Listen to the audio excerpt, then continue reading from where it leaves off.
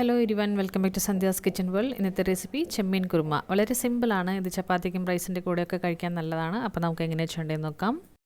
അതിനുവേണ്ടി ഒരു mixie jar എടുത്ത് വയ്ക്കുക. അതിലേക്ക് 1/4 കപ്പ് തേങ്ങ, 1 ടേബിൾ സ്പൂൺ അണ്ടിപ്പരിപ്പ്, 1/2 ടേബിൾ സ്പൂൺ മല്ലി, ഒരു കഷ്ണം പട്ട, 2 ഏലക്ക, 2 ഗ്രാമ്പു, ഇതെല്ലാം കൂടിയിട്ട് നന്നായിട്ട് അരച്ചെടുക്കണം. കുറച്ച് വെള്ളം കൂടി ചേർത്ത് കൊടുത്തിട്ട് നന്നായിട്ടൊന്ന് അരച്ചെടുക്കുക.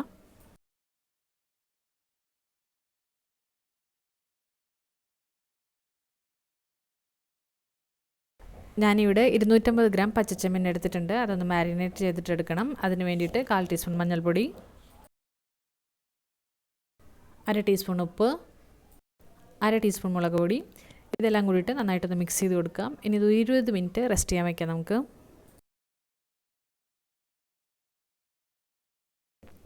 ഇനി നമുക്കിതൊന്ന് വറുത്തെടുക്കണം. അതിന് വേണ്ടിയിട്ട് 2 ടേബിൾ സ്പൂൺ ഓയിൽ, അതിലേക്ക് ഈ ചെമ്മീൻ ഇട്ട് കൊടുത്തിട്ട് ഒന്ന് വറുത്തെടുക്കണം. ഇതധികം ഫ്രൈ ആവണ്ട, ഒരു പകുതി വേവ് വന്നാൽ മതി. അതുകൊണ്ട് ഫ്രൈ ആയി അതിലത്തെ വെള്ളമൊക്കെ പുറത്ത് വരുന്ന സമയത്ത് ഒരു പ്ലേറ്റിലേക്ക് മാറ്റാം നമുക്ക്. ഇതധികം വെന്ത് കഴിഞ്ഞാൽ റബ്ബർ പോലെയാവും, അതുകൊണ്ട് കുറച്ച് വേവിച്ചാൽ മതി.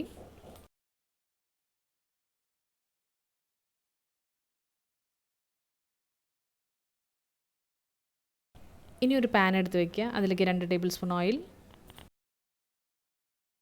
ഒരു സവാള ചെറുതായി അരിഞ്ഞത്, 2 പച്ചമുളക് ചേർത്ത് കൊടുത്തിട്ട് നന്നായിട്ടൊന്ന് വഴറ്റി കൊടുക്കുക.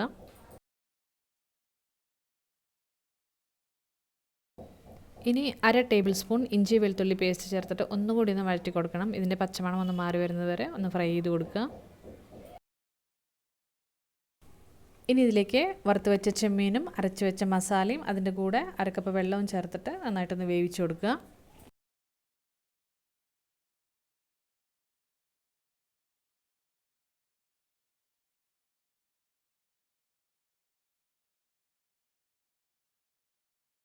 ഇത് നന്നായിട്ട് തിളച്ച് വരുന്ന സമയത്ത് 1/4 ടീസ്പൂൺ മഞ്ഞൾപ്പൊടി, 2 ടീസ്പൂൺ മുളക് പൊടി, 1 ടീസ്പൂൺ ഉപ്പ് കൂടി ചേർത്തിട്ട് നന്നായിട്ടൊന്ന് മിക്സ് ചെയ്ത് കൊടുക്കുക.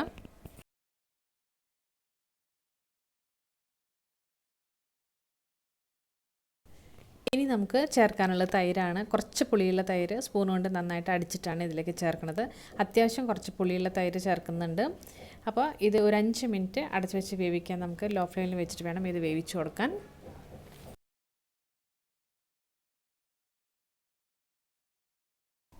ഈ സമയത്ത് ഗ്രേവി തിക്കായിട്ടാണ് തോന്നുന്നതെങ്കിൽ കുറച്ച് വെള്ളം കൂടി ചേർത്ത് കൊടുത്തിട്ട് ഒന്ന് വേവിച്ച് കൊടുത്താൽ മതി. ഓയിലൊക്കെ സെപ്പറേറ്റ് ആയിട്ട് വരുന്നത് വരെ ഒന്ന് വേവിച്ച് കൊടുക്കുക. ഇതിൻ്റെ കൂടെ കുറച്ച് മല്ലിയിലയും ചേർത്ത് കൊടുത്തിട്ട് ഒന്ന് മിക്സ് ചെയ്ത് കൊടുക്കുക. നല്ല കറിയാണ്. ഇതിൻ്റെ ഗ്രേവി നന്നായിട്ട് കുറുകി ക്രീമി ടെക്സ്ചറായിട്ടാണ് ഇരിക്കുന്നത് ഇപ്പോൾ.